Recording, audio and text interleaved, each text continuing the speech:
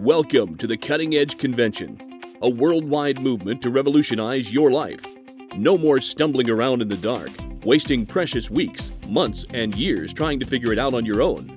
Get ready for valuable innovations and strategies. And now, here's your host, Marcy Peters, the Age Backward Mentor. Hello, and welcome to the Cutting Edge Convention. I'm your host, Marcy Peters, the Age Backward Mentor.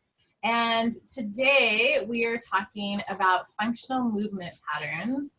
And I have my guest, Dr. Dan Ritchie. Let me tell you about Dr. Dan. He has a broad background in the fitness industry, including training and management in commercial and university hospital-based fitness. His primary areas of expertise are in personal training for special populations such as athletes, pregnant women, blindness, stroke recovery, Parkinson's, multiple sclerosis, cerebral palsy, fibromyalgia, and Alzheimer's. He's worked with Division I athletes, and he regularly presents at national and regional conferences. He has a PhD in kinesiology. Dr. Dan Ritchie, welcome to the Cutting Edge Convention. Yeah, thanks so much for having me. This is going to be a lot of fun. Yeah. So we've done a lot of interviews with each other over the years, and we're friends too. So that makes it all the more interesting. So let's talk about these functional movement patterns. What are they? Well, when I talk about functional movement patterns, there's really so many different movements we do as humans. And so what I'm talking about are things like bending over and picking something up. So reaching, stooping, bending, climbing, sitting, standing, getting down on the floor, plank position, push-up position, any sort of movement, crawling, even walking, right? Dancing. I mean, any sort of movement pattern that we do in life is what we call a functional movement. And unfortunately, when people go to exercise, they do the same movements over and over and over, right? Like they get on an exercise bike, or they get on an elliptical or a treadmill, and they only do one movement pattern. And it actually leads to dysfunctional fitness because we're not doing all the different movement patterns. And so we have people that say, I'm having trouble climbing stairs, or I have trouble even bending over and touching my own toes, right? And so when we talk about functional movement patterns, we really talk about any movement you need to do in life that serves some sort of functional purpose, even reaching to put something up high on a shelf, getting up on my tiptoes, right? I mean, these are all functional movement patterns, and we want to try to see that all of those are incorporated into your exercise programming. So you're training your body to do all sorts of different movements that lead to hiking and dancing and movement, getting down on the floor and looking under the couch and reaching up and putting something up on a high shelf, climbing stairs, climbing a tree. I mean, you name it, right? If you're going to go chase a 3-year-old around a playground, they're going to do a lot of different movement patterns. So that's really what we're talking about. Okay, yeah, this makes so much sense, is that we want to utilize all the things, all the movements that we're going to need in our everyday activities, and have those be supportive. And if we're doing the same thing in our exercise routines, couldn't that also create repetitive, an injury from repetitive movement and that sort of thing as well? Yeah, for sure. Because, think about someone that sits at a desk all day and does typing or uses their mouse or, whatever their job is. It's very repetitive. And then their exercise program is not diverse. It's also repetitive, right? And it may even be sitting on an exercise bike or doing the same thing. And so it's still creating postural imbalances. And so what we try to tell people is you need to move in 100 different ways, right? And then it gets even more complicated when we think about sports, right? If somebody says, hey, I want to play tennis or golf or softball, or I want to water ski. Well, now we have an implement, right? So I'm swinging an object as well, right? And so it gets pretty complex when we think about how many different movement patterns our body needs to perform. And we just need to be training with a lot more diversity than just doing the same old thing over and over and over again. Right. Okay. So what are some ways that people can start to bring in these functional movement patterns and change up their workouts? Okay. So 3 simple ones that I tend to give people is do more things on your feet. And so the 3 examples I'm going to give you is I want you to do more exercises on your tiptoes. So if you're doing some movement patterns like, say, marching or even walking in place, try it on your tiptoes, right? And so it's something you can do at home in the kitchen. Just get up on your tiptoes more. It's going to create a lot more balance and center of gravity control. It's also going to create some lower body strength, right? Because now I'm on my tiptoes, so my calves have to work harder, and it changes my center of gravity. So do more exercises. Try being on your tiptoes. The other two are use lunge patterns and what I call squat or bending patterns. Okay, so lunge movements, basically it's a step that's longer than a step. So it's an actual lunge. And then you can do a whole bunch of things from that, right? So we can walk across the room in a lunge. We can stand in a lunge and do punches. We can stand in a lunge and do reaches overhead. We can stand in a lunge and do arm curls. So instead of just doing your arm curls with dumbbells seated, get up, do it in a lunge position. And then the other one that I talk about is the squat or the hip hinge. So if you can't fully squat because of knee pain, then let's do some more bending where we're going to get your hips moving, right? So I want people to just think about what's it like if I'm going to reach down to the floor, right? So let's try to do that in a squat, but even bend through the hips. And now we can do that in about 20 different ways, Marcy, right? I mean, I can reach to my right foot, I can reach to my left foot, I can reach between my legs, I can reach out in front of me, I can do it with a weight, I can do it without a weight, I can do it with one hand. Oh, I could even get complicated and do it on one foot, right? There's so many different things. Then I could even take that squatting pattern and do it in movement, right? So I could be bending down for something. Oh, wait a minute, I got to shuffle to the right and I got to shuffle to the left.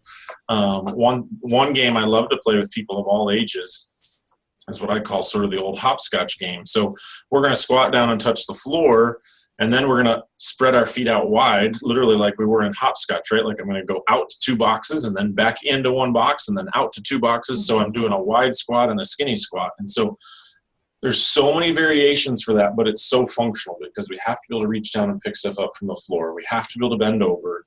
And so just getting people to do that more in a variety of patterns really starts to increase your functional ability just to pick stuff up from the floor, right? To reach down and pick something up. Because if we lose that ability, all of a sudden we can pick up something light from the floor, and guess what? We hurt our back, right? And then we think, oh, there's something wrong with my back. It's like, no, there's not really something wrong with your back. It's just you have lost the functional movement pattern of bending over and picking something up. So now you're doing it in a poor position, right? And you're hurting your back. So those are the 3. Do more stuff on your tiptoes, more stuff in a lunge pattern, more stuff in a squat or what I call hip hinge movement. Okay, great. I like that. Those are some great ideas. And what about people who are dealing with joint pain or arthritis? How would that impact them being able to do these functional movements? Yeah, all of those people with arthritis can do those. That's the big misunderstanding is people think, oh, well, I have arthritis, so therefore I can't exercise. When actually the research and all the documentation shows us the number one best thing for arthritis is exercise. Doesn't matter whether you have rheumatoid or osteoarthritis. The number one medicine for arthritis is exercise. Now, is it a little bit uncomfortable at first? Yes. But the more you move, the more your arthritis, I guess I should say pain or symptoms will be diminished. And so by doing the squatting movements, the lunging movements, the tiptoe movements, your arthritis is going to get better and be more manageable. And you're not going to allow it to dominate your range of motion. The problem is people don't move, and then the arthritis limits their range of motion. And now all of a sudden I can't bend over and pick something up from the floor. Well, now bending over and picking something up from the floor becomes a fall risk, right? Because I literally cannot pick something up. So it's actually dangerous for me to try to do it. So you have to move if you have arthritis. We know statistically most people over the age of 60 are going to have some arthritis somewhere. But you can't use that as an excuse. And don't think, oh, I've got to go get on anti-inflammatories. The reality is you just need to be moving more. I've heard one physician say motion is lotion to your joints. And I've always kind of kept that. And it's so true. The more people I've seen in their 60s, 70s, 80s, even 90s, the more they move, the better their joints feel, the better their arthritis response. So it doesn't mean all movement is going to be pain-free. I'm not here to tell people that, Marcy. But it's a whole lot better to be moving than to not be moving. Right. Yeah, absolutely. And you build up a tolerance, and like you said, you get lubrication in those joints with movement, like the motion is lotion thing. It actually creates circulation and lubrication. Yep. So do you recommend yoga, by the way? Is that one of the things that you like? Yeah, definitely. I mean, yoga is one of the best center of gravity control exercise movements. So it has great applications for athletics. It has great applications for later in life. And so really, it's a great mode of exercise for all age ranges, because sometimes people think, oh, yoga is, it's really for a certain population. But the reality is it's going to be good for everyone, and for different reasons, right? And so my son, for example, did yoga when he was a high school football player. Well, they were doing it primarily to help increase their flexibility, their range of motion, and also to really improve their balance, because football is so much about balance, right? If I knock the other guy off balance, I'm going to win, right? If he knocks me off balance, I'm going to lose. And so center of gravity control, range of motion, balance, all of those things are great in yoga. So yes, certainly a great form of exercise. Okay, yeah, I have quite a few high school athletes coming to my classes. What about weightlifting? Is that going to be important in addition to these functional movements?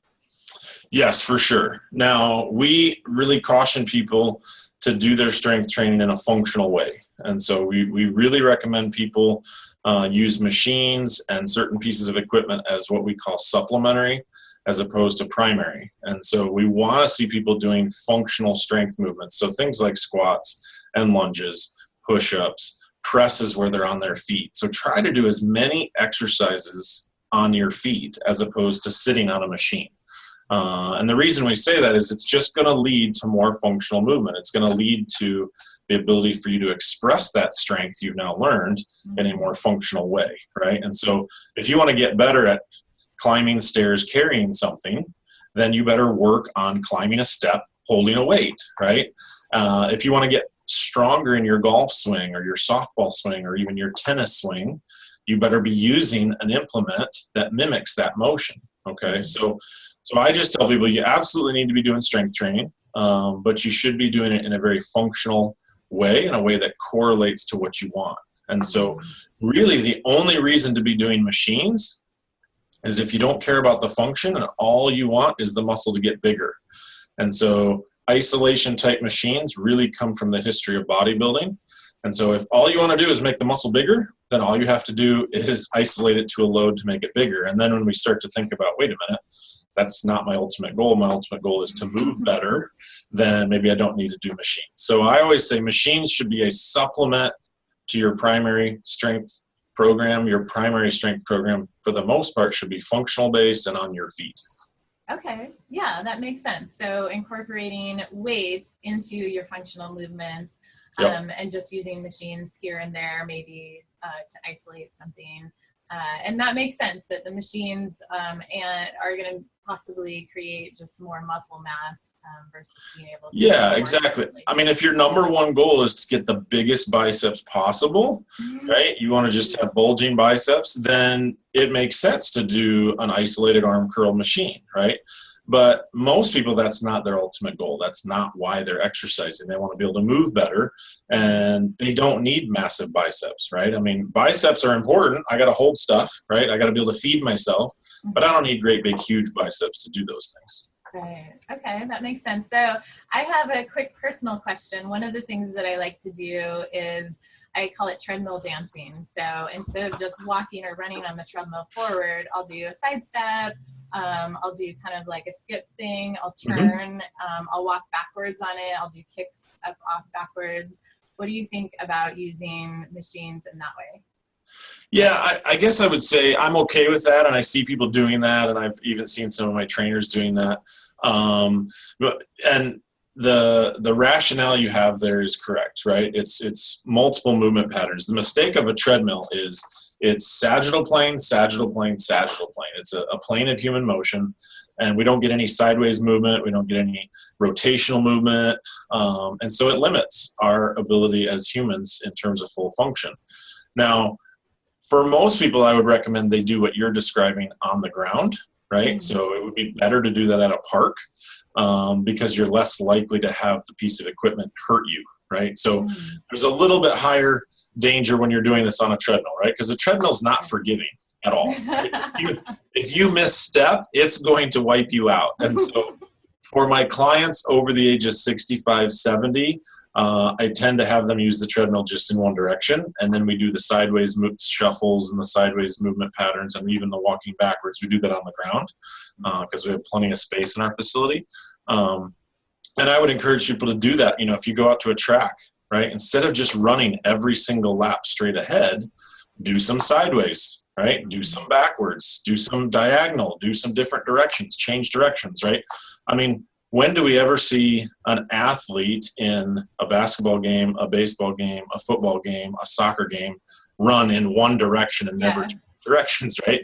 They don't do that. So what you're saying is absolutely spot on. I just always warn people, just beware that the treadmill has no idea what you're doing, right? And so if you misstep, you are going to go down.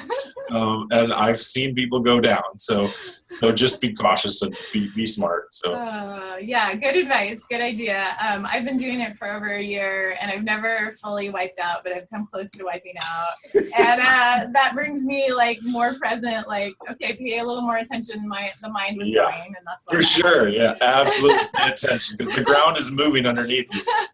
But it's so much fun. I put on my music and to me, it's like a form of dancing. So sure. I love it. Okay, so the other piece of this conversation is how these functional movement patterns affect the brain. Let's talk about the impact on the brain. So not just the physical body, but what's going on up here. Yeah, so let's think back to when we were 4, 5, 6 years old, right? And most people watching this, not all, but most people probably had some form of physical education or PE classes or gym classes, as we called it when I was little. And they taught us how to skip, and they taught us how to hop, and they taught us how to gallop. They might have even taught us how to march and all sorts of different movement patterns, right? And what were our brains doing at that age, at the age of 5, 6, 7 years old? Well, they were learning new functional movement patterns, right? Our brain was literally expanding and growing. And so it's that same concept. As we get older, unfortunately, we move less and less. And when we do move, we move in the same way over and over, right? Like we go for the same walk, we walk our dog in the same park, we climb the same set of stairs at home, we go to the same office. I mean, think about it. We do the same repetitive movements over and over, right? We're never challenging our brain with a new movement. In fact, when we learn to dance in our 40s, 50s, and 60s, we're like, wow, this is really hard, right? Like it can be really difficult for our brain to learn those movements, but our brain can learn new movements. And so when we're learning new movement patterns, even something as simple as what I call the side step over your dog, right? So you're stepping over your dog that's sleeping on the floor, and you're doing this back and forth. Your brain has to learn a new movement pattern.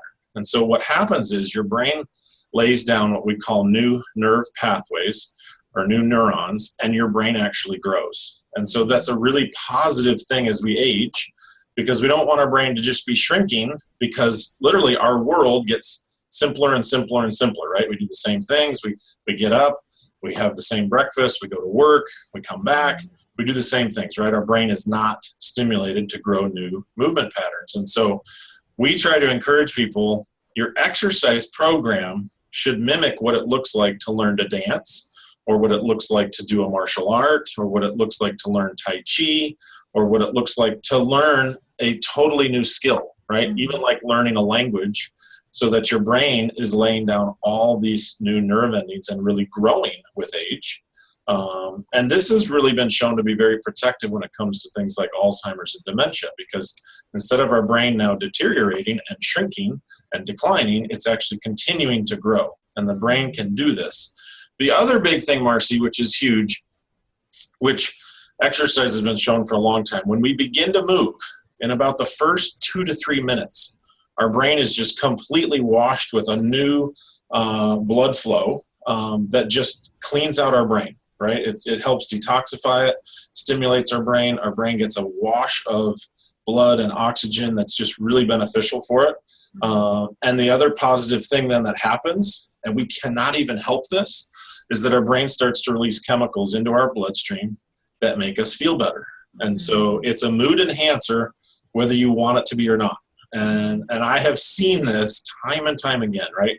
The client comes in, you've probably seen this in your yoga class, right? People come into yoga and they're like, I don't really want to be here. I'm grouchy. I've had a bad day. 20 minutes in, it's like their mood has changed because there's a chemical reaction going on in their brain that is just telling them I am in a better mood, and they cannot even help it. In fact, my primary research at the University of Wisconsin, her research study was on how long does exercise take to improve our mood. And what her research found was it takes one exercise session, because it literally happens every time in the first 15 to 20 minutes. And so that's a huge positive as well, that anyone listening that has any sort of mental health issue, anxiety issues, exercise does help. Now, I'm not going to tell people it solves it, but it absolutely helps our brain in so many ways. And so it's something we need to be doing most days of the week. Yeah, absolutely. I cannot agree more. And I mean, it's just in my own life, it makes me feel so good. And yeah, I do see that with my students as well. And I like to also do different things every time in my classes so that we're not doing the same things. Because first of all, it's boring. And then second of all, it's not challenging the brain to make new neural pathways. So are you a fan of planking and that whole movement? Yeah, definitely. I think some people have taken it too far, right? Like, I don't think we need to do a 5-minute plank. But if we think about how functional it is to be down on the floor, if you're going to, clean your floor or do anything down on the floor or play on the floor, or let's say you have a toddler, you got to be able to get down on the floor. And so the plank is a very functional exercise. Anything that relates to even getting up and down from the floor, so push-ups for sure, getting down to the floor, doing a plank position, very functional exercise. But again, with anything, we can abuse it, right? So I don't think you need to do these plank challenges for 5, 10, 15 minutes, but just doing it for 30 to 40 seconds is very functional. Okay, and I'm also curious, do you use stuff like the BOSU ball, either the flat side or the round side? Yeah, that's a great question. I think it depends on what the client wants to do. I don't think you need to use a BOSU ball. I know some people have success with it. We actually recommend people don't overemphasize unstable surfaces because the reality is we have to function on the ground. And so the fitness industry, in my opinion, in the late 90s, early 2000s, went a little crazy with the stability ball, and they went so crazy that people said, hey, if they're going to stand on it, why don't we come out with the BOSU? We'll cut it in half, make it safer to stand on. Well, we probably shouldn't have been standing on the ball in the first place, So some people can go too far. So when it comes to the BOSU, there are certain things I think you can do with it, especially on the floor and different core activities. But there are some things I don't think are smart. Like, I don't know that people should be standing on the curved side because it puts your ankle in an unhealthy position, right? And so now we're creating a force at your foot and ankle that isn't natural or functional at all. So we just have to think about the positions we put people in. So if you want to be standing on something, I like the surface to be flat. So you flip the BOSU over, use the flat side. Now, of course, we have a risk of the whole thing could tip over on us, So it's always a risk, what I call a risk-reward ratio, right? So for Marcy, it might make sense to do something that's high risk, high dynamic on the BOSU, right? But for a different client, it might not make sense at all, right? So it kind of depends on your goals, right? If you say, I want to be able to hike with my grandkids, well, I don't know that I want to do a high-risk activity on the BOSU. But if you say, I want to go out and play rugby with my girlfriends, well, maybe we're going to do something more high-risk, high-dynamic. So it does depend on your goals. Yeah, I love how you make it really customized, and you relate. It sounds like every exercise in the gym is related back to something that could be applied in real life. Yeah, it really should, right? Because think about it, exercise should serve all the things you want to do in life. And so I try to simplify it down to exercise should impact the things you need to do, right? Like, I got to get up and I got to do some household chores and I got to go to work, and there are tasks I have to do in life, right? But there are things I really like to do and want to do, right? And that's so different for everybody, right? Like, you might say, I want to water ski. Well, that's a very different functional task than somebody who says they want a horseback ride, right? And so we've got to make sure your exercise program is suiting the desires of your life, right? I mean, it really should foundationally support all the functional movements that Marcy wants to do. And the reality is some of the movements you might want to do have a certain level of risk that a different client might have completely different set, right? And so we really shouldn't be designing exercise programs as a one size fits all, right? I mean, like the perfect exercise program for Marcy, probably not the perfect exercise program for me, because we have different hobbies, we have different pursuits, we have different things we like to do, right? And so when a client comes in and says, I got to get down on the floor to play with my toddler grandchild, well, that's a different functional task than I want to be able to hit a golf ball, right? And so those programs look a little different. Now, certainly there are core fundamental movements we all need to do, right? We all have to be able to get out of bed, get off the toilet, climb stairs and walk and those sorts of things that we're all going to do. But then there's going to be some personalization in terms of what are the things Marcy really likes to do, right? I mean, you think of the task of like surfing. I know where you are. If you could probably go surfing more often than I can, right? I never get to surf here in Indiana. So different functional task, right? A lot more core strength, a lot more balance control, a lot more body control, a little bit different than some of the sports that I like to do. I have to admit that I'm not much of a surfer, but I like stand-up paddleboarding. Well, there you go. That's great. I don't have a lot of opportunity to do that in Indiana either. So this is probably also customized, but aside from weights and using weights functionally, are there other accessories that you like to incorporate? Yeah, probably the biggest, I'll give you two. The biggest piece of equipment I really think people need is some sort of resistance band. I really like the anchor point training bands because you have to have something to push or pull against. And since I want most people to do their exercise standing, they have to have some sort of cable or resistance band system to do that, right? We can't use dumbbells to do pushing and pulling in this motion, right? We can use dumbbells for lifting and dumbbells for reaching down to the floor upward because that's the way gravity works. So in this plane, we have to have a resistance band or a cable system. And so I love the anchor point training bands because you can take them anywhere. In fact, Chris, the innovator, is in California where you are. He's always out on the beach with these things. I'm like, lucky guy, gets to work out on the beach literally every day of the year, right? So they're really versatile. You can take them to the park. You can do it at home. You can use them in the gym. But you need to have some sort of a resistance band. To me, resistance bands and dumbbells are about all you need.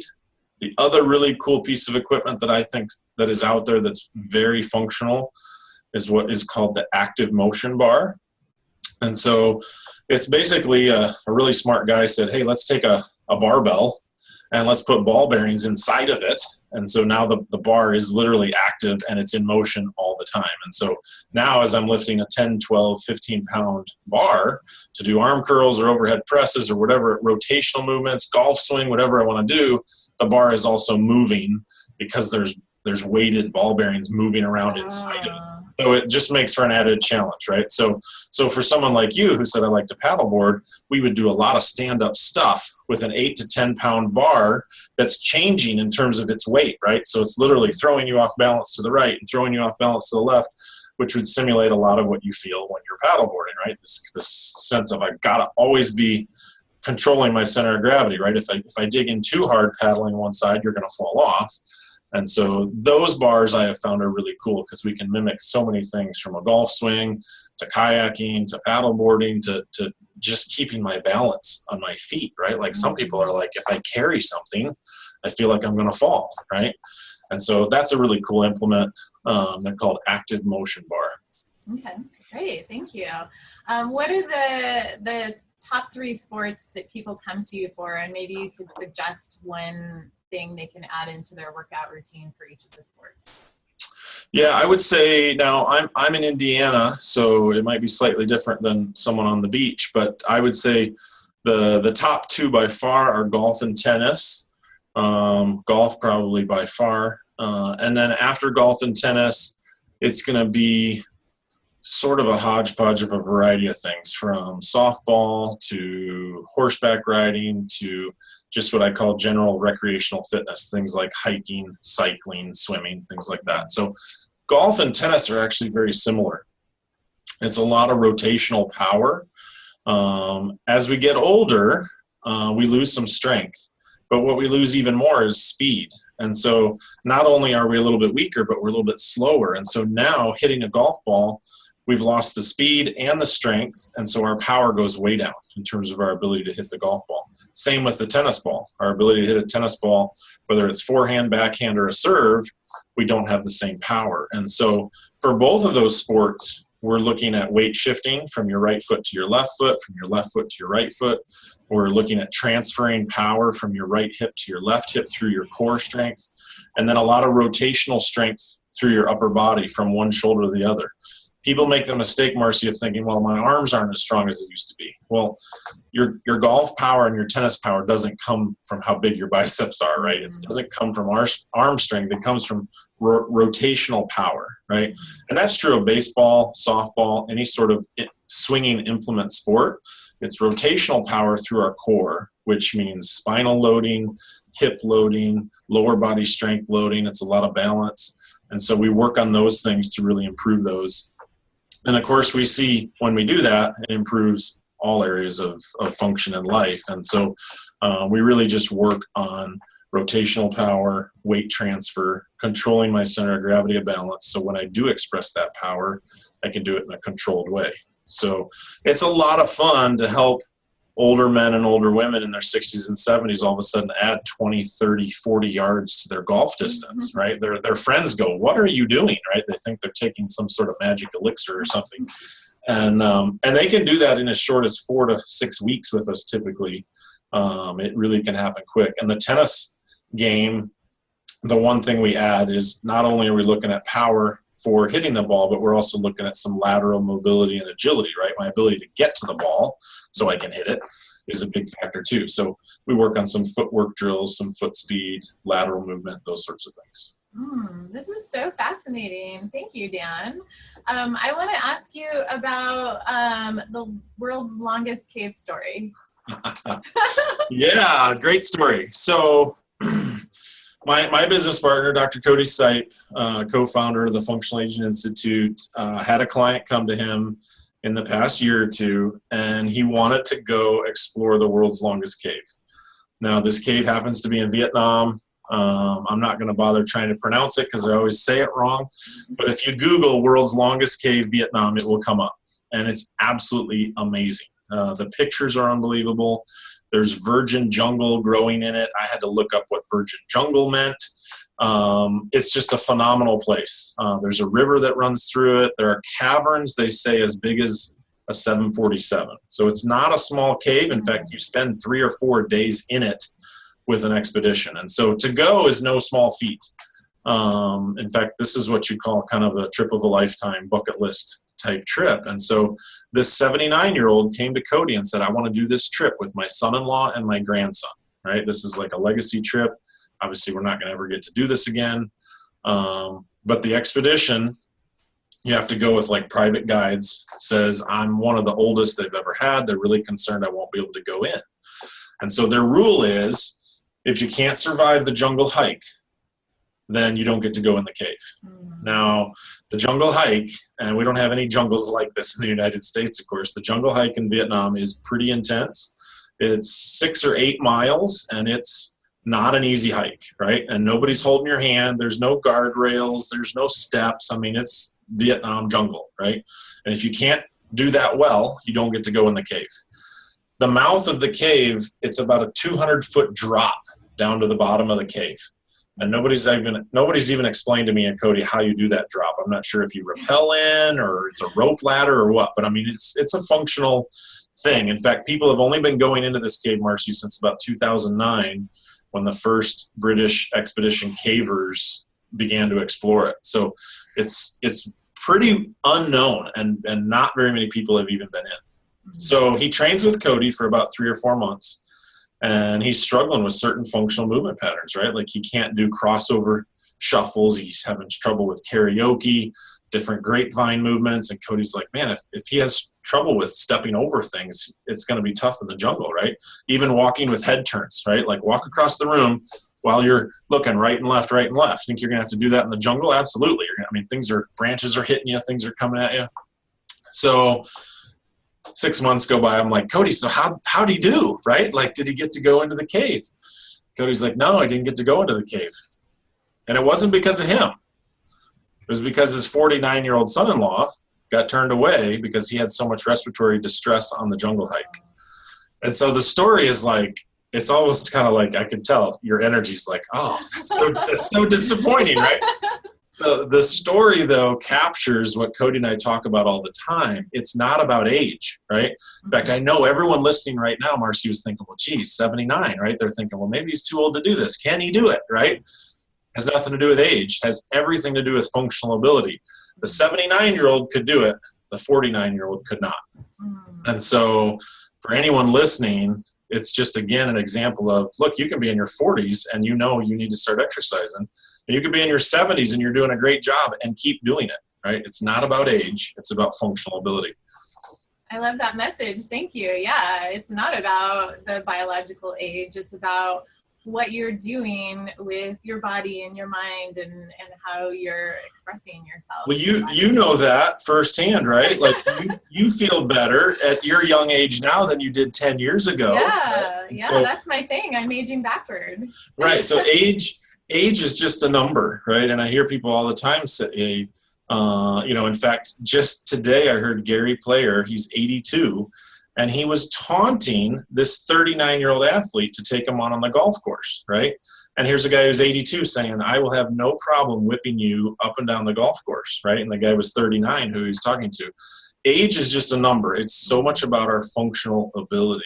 And so it doesn't matter what age you are, you can still do all kinds of amazing things.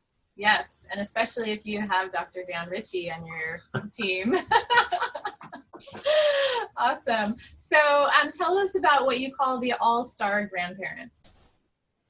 Yeah, the All-Star Grandparents program is it's really just a promotional program we came out with recently for a number of different fitness clubs around the country. And we sort of play on the fact that there's unfortunately a negative stereotype of aging and a negative stereotype even of grandparents, right? And so we say, look, nobody wants to be the grandparent that is considered old and boring.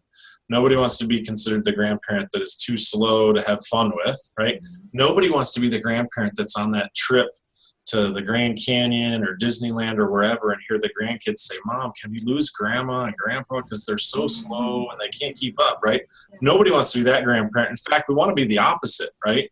We want to wear our grandkids out, right?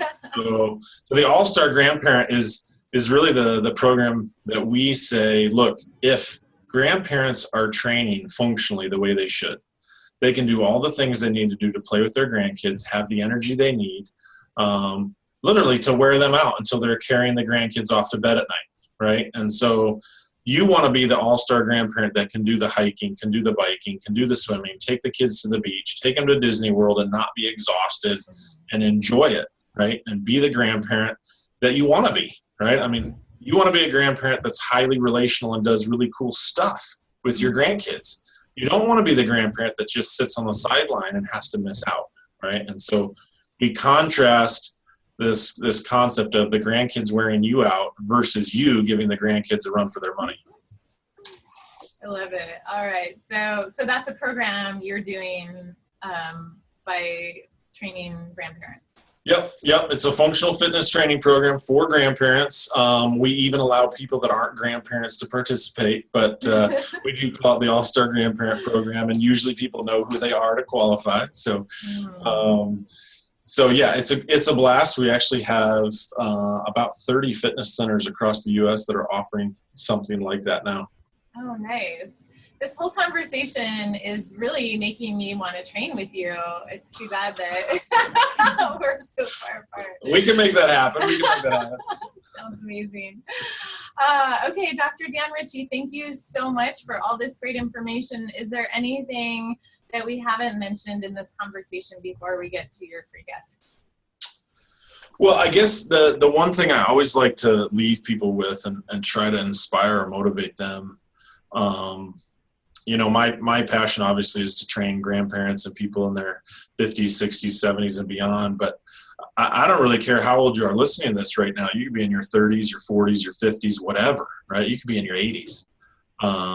The reality is you don't know what opportunity might come down the road in 2 years, in 5 years, in 10 years. You don't know what you might be asked to do. You have no idea what could be coming in life. Crazy things happen to people, and all of a sudden you're thrust into a situation. And so the question I have for you is, are you ready for whatever that opportunity might be, right? Are you functionally prepared for it? Are you fit? Are you strong? Are you maintaining your body that you have? You only have the one body. You don't get to borrow somebody else's if the opportunity comes along. And so if all of a sudden you want to do something, are you going to have the fitness to do it? And so I'm always reminded of Nelson Mandela, the fact that he left prison at the age of 72. And he was basically in prison for his entire adult life. And he comes out of prison and he's not a frail old man. He's not a shell of himself. He's not broken. He's not what he should have been. He's not what we would expect. And he becomes president at the age of 75. Now, I don't expect anybody listening to necessarily relate to that, right? Like, I know you're not going to become president of South Africa at 75, but there are amazing things still in store for you. I don't know what they are. You don't know what they are, but you have to be ready or you're going to miss the opportunity. And so you have to be exercising. You have to be taking care of yourself.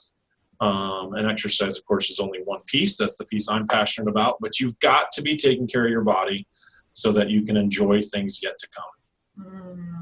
Beautiful message. Thank you. I love that. Be ready. Dan, how much do you think nutrition plays a role in overall health compared to exercise? I'm curious. Yeah, I think it plays a gigantic role. People ask me which is more important, nutrition or exercise. And I always say, well, if you had to pin one down, nutrition, of course, right? I mean, if all you did was exercise and you never ate, you would die in about a week, right? I mean, you have to feed your body, of course. And you can go years without exercising and still live, right? So for sure, nutrition is slightly more important. But if we're doing both in a balanced way, exercise is going to allow us to do all the things we want to do. Nutrition, of course, if we fuel our bodies with terrible things, in fact, people put poison in their bodies and they put toxic chemicals and food products that aren't really food, and we could go on for hours on nutrition, right? There has to be a balance, right? And so I always tell people your nutrition should serve what you want to do in life, just like your exercise should. There should be a balance between the two. And you can have really good nutrition and be at a healthy weight and be thin and appear healthy. But if you're not exercising, you actually can still have a lot of risk factors. In fact, sedentary living is now being considered almost as dangerous as smoking. And so we've got to be doing healthy nutrition, sleep, and exercise. So it's not just one or the other. We've got to be doing them all. And so nutrition in and of itself is not going to maintain your functional strength for 50, 60, 70 years. You have to do the strength training. But of course, you have to eat healthy as well, right? So we got to be taking care of our body on all fronts. Okay. Great advice. Thank you. So I know you have something really special for everyone, the Big Book of Exercise Movements, and I'm sure that's going to go over things we didn't cover today. Can you tell everyone where they can find that? Yeah, so I think you've got the link to the Functional Fitness Solutions sign up there where they can get the book for free. And I believe it's about 300 pictures of functional movements. A lot of times people are like, well, what's a functional movement, right? So we're giving you 300 pictures. It's what I call the big picture book of exercises. The nice thing about it, Marcy, is to my knowledge, I have not seen an exercise book with this much age diversity in it. So we have fitness models in their 30s, 40s, 50s, 70s, and 80s. Somehow we missed the 60s. I'm not sure how. And so you're going to see 85-year-olds doing stuff that you're like, oh my goodness, like, wow, if they can do that, I can do it, right? Yeah. So we've got the whole age range depicted. They're going to show you things like bending down and getting down on the floor and doing what we call Turkish get-ups, up and down from the floor, and step-ups and lunge patterns and all sorts of things that you can start doing right away. They're really easy to learn, and there's virtually no equipment. I think we use some dumbbells and maybe some steps, and that's about it. So most of it's body weight, so people can grab that today, Marcy. They can start doing some of those things literally in their kitchen.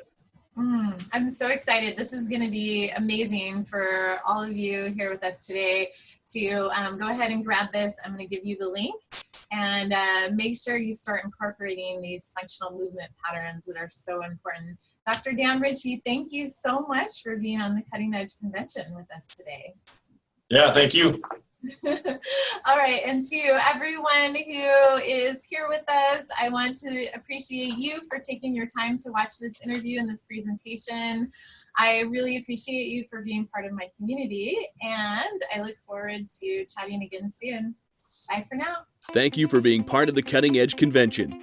We don't want you to miss a single valuable session. To have the entire event available to you at any time, purchase the package now before the event ends. That's when the price goes up. And watch your emails to get your next steps from Marcy.